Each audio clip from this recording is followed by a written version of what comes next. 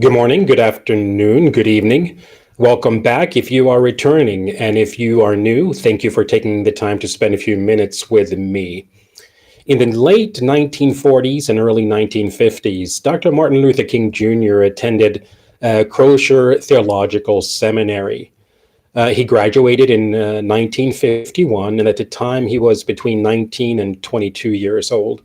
While attending Crozer, Dr. King fell in love with a young lady, and her name was Betty Moitz. Betty's mother was in charge of the kitchen, and Betty's mom's name was Hannah. So Betty would come down to Crozer and visit Hannah. Well, Betty and Dr. King would start talking, and they became friendly. And before you know it, they fell in love and they loved each other. Um, However, Dr. King and Betty had to end their relationship.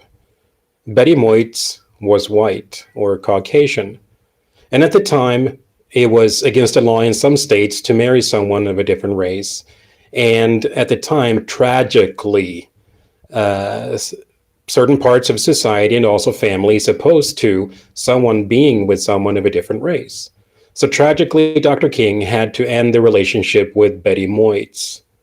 And after that, Dr. King returned to Atlanta and he fell in love with Coretta Scott, who later obviously became Coretta Scott King. Today, it's 2019. And the reason I share that example with you, a young student of mine called me. I used to be a professor up until a few months ago with a virtual university. All the classes were taught online, so I never met my students in person. We would connect virtually, either through email or Zoom or maybe even by phone. But one day a student called me and I could tell that she was devastated. She was very upset and she called me for some advice. This young student was a member of a certain race, and her husband was a member of a different race. And they had a son together. They were happily married, and they were very happy with their son, simply trying to pursue happiness like all of us do. The tragedy behind this is that her parents could not accept that she had married someone of a different race. What makes it worse is that his parents, the husband's parents, could not accept that he had married someone of a different race. So here we have two young people in the United States with a child simply trying to be happy and raise their son together. They could not be completely happy because parents on either side could not accept the spouse that their children had married simply because of their race. And that's a tragedy. And this reminds me of something that happened to me. This was a few years ago. I used to have a private a Facebook account, but I no longer have a Facebook account, a private one, and that I'm going to tell you why. A gentleman posted on Facebook something about some members of a racial community, and I said, and I posted on Facebook, it's not appropriate to make general statements about members of a certain race. That's just not appropriate, and that is simply wrong. And I shared with the individual that one positive sign that things have improved over many, many years is the increased number of interracial marriages.